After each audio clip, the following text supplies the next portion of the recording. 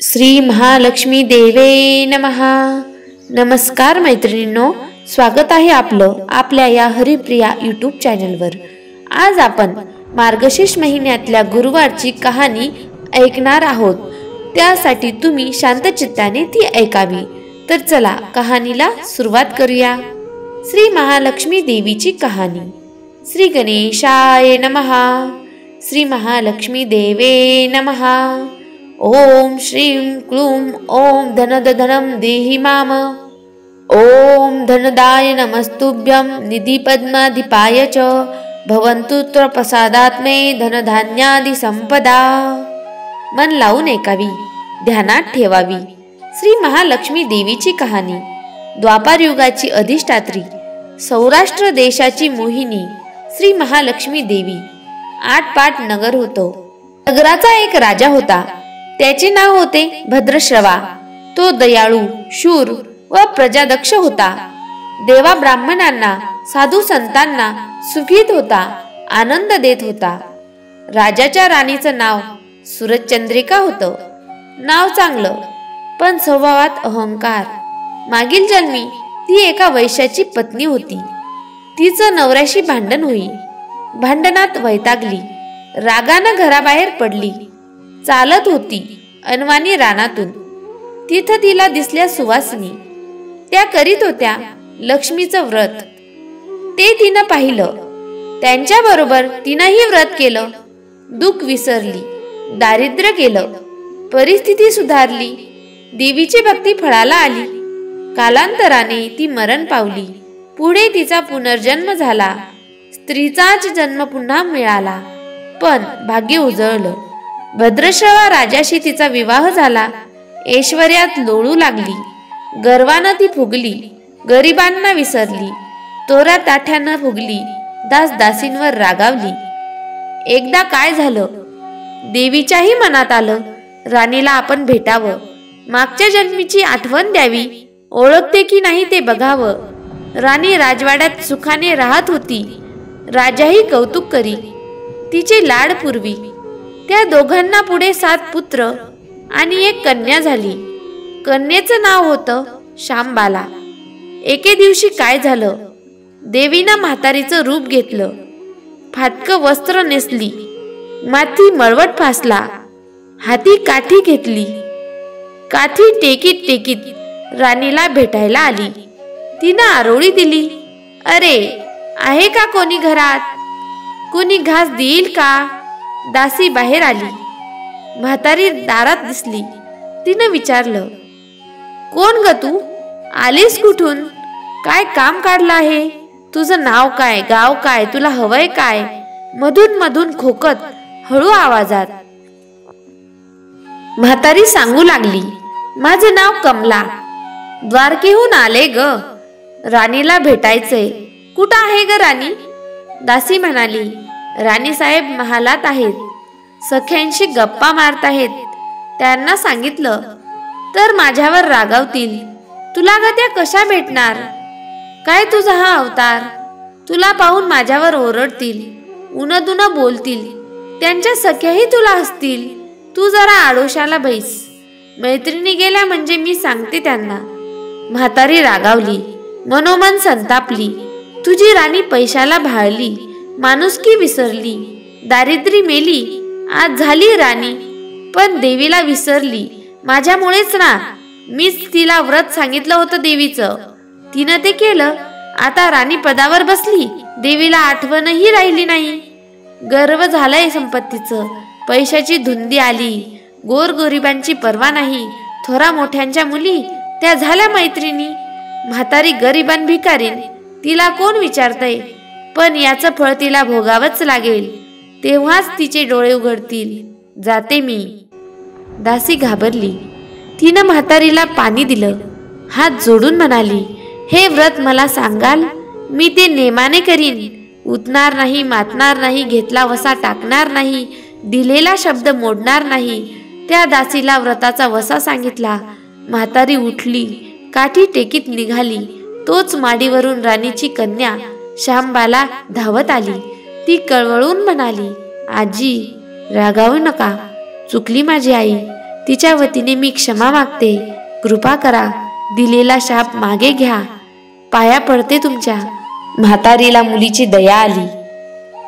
म्हातारीनं क्षणभर त्या मुलीकडे पाहिलं आणि तिला लक्ष्मी व्रताचा वसा सांगितला. मुलीचा निरोप घेऊन म्हातारी निघणार तोच राणी माडीवरून आली. दाराशी येते तर म्हातारी दिसली. राणी ओरडली, ए थेरडे, कशाला गा आलीस? जा इथून, उठ म्हणते ना, जातेस की नाही? दुसरी घरं नाही दिसली तुला? म्हातारीने संतापाने गरागरा डोळे फिरवले. कपाळावर आठ्या पसरल्या. ती तडक घराबाहेर पडली. दासीनं लक्ष्मीव्रत केलं. तिची स्थिती सुधारली. दासी पण गेलं. संसार सुखाचा झाला. पुढं मार्गशीर्ष महिना आला. पहिल्याच गुरुवारी श्यामबालेनं लक्ष्मीव्रतास सुरुवात केली. सगळे नेम धर्म पाळले. 4 गुरुवारी तिनं लक्ष्मीव्रत केलं. शेवटच्या गुरुवारी यथासांग उद्यापन झालं.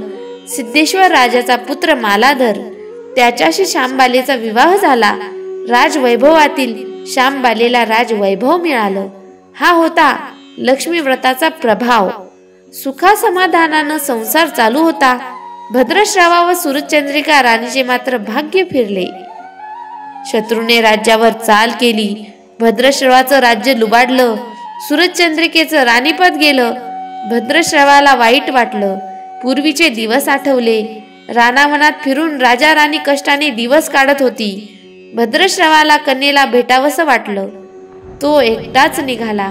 चालून चालून दमला. नदी काठावर विश्रांतीसाठी थांबला. नदीकडे येताना राणीच्या दासीनं भद्रश्रवाला पाहिलं. घाईघाईनं ती राजवाड्यात गेली. राजाला सांगितलं.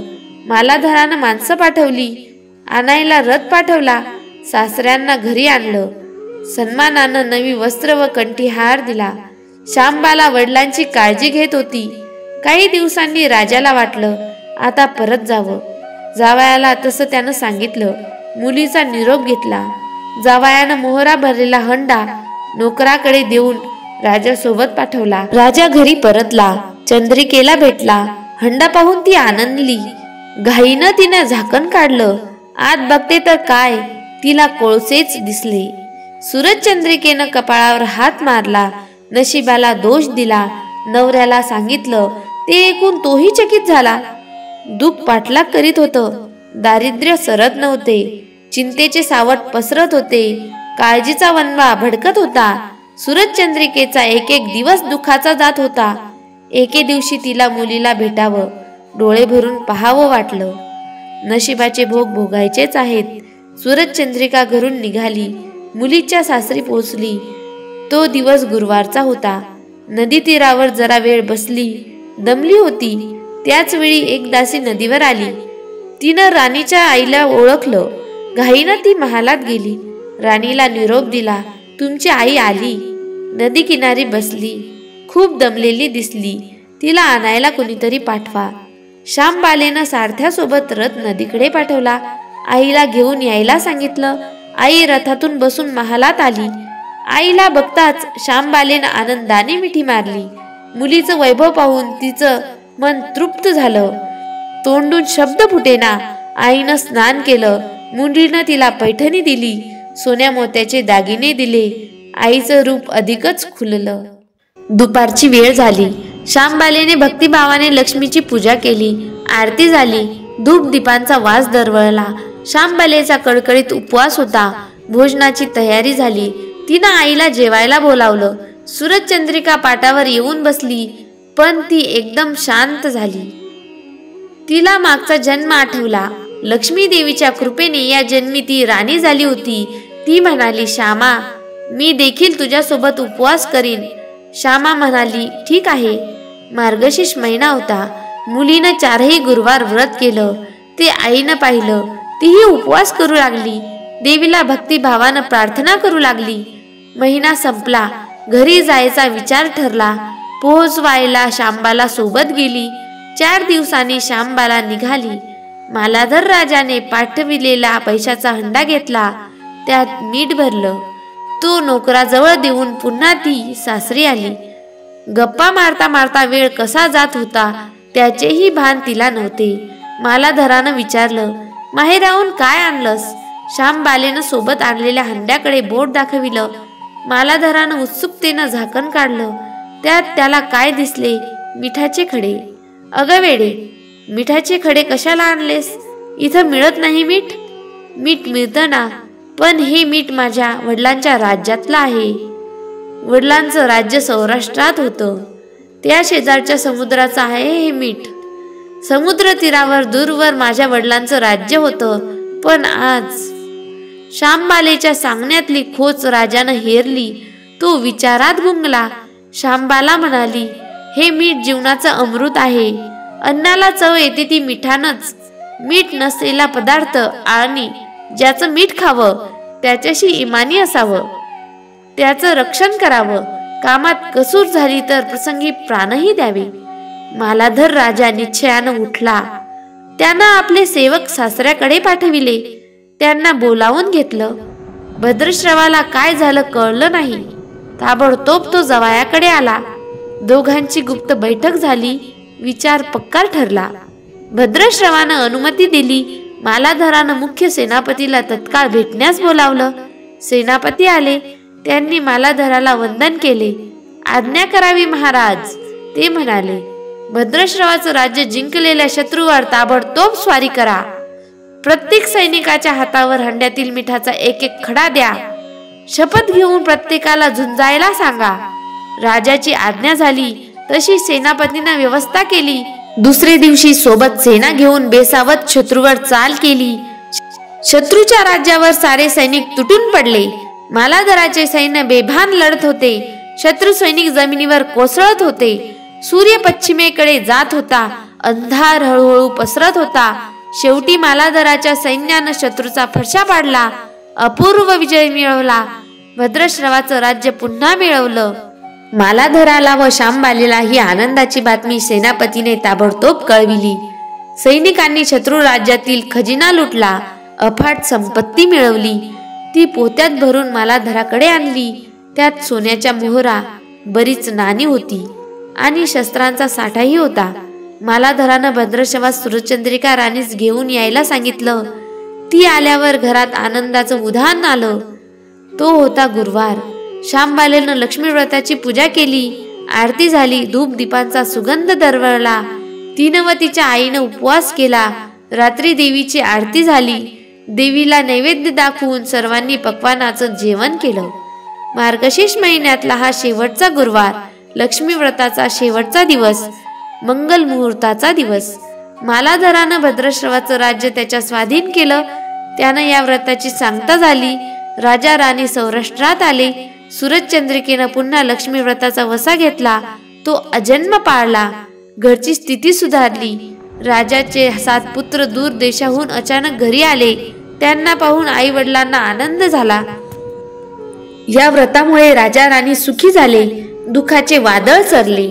अशी 60 उत्तराची कहाणी 5 उत्तरी सुफळ संपूर्ण. सर्वांनी देवीला वंदन करावं. त्याचं घर सदैव आनंदित राहावं अशी माता लक्ष्मीला प्रार्थना करावी. हे माता लक्ष्मी, माझं तर सर्वांचं चांगलं होऊ दे आणि सर्वांच्या सोबत माझंही चांगलं होऊ दे अशी देवीला प्रार्थना करावी. तर मैत्रिणींनो, अशी होती माता लक्ष्मीची व्रताची कथा. आवडली असेल तर लाईक करा, शेअर करा आणि हरिप्रिया YouTube चॅनलला सबस्क्राईब करायला विसरू नका.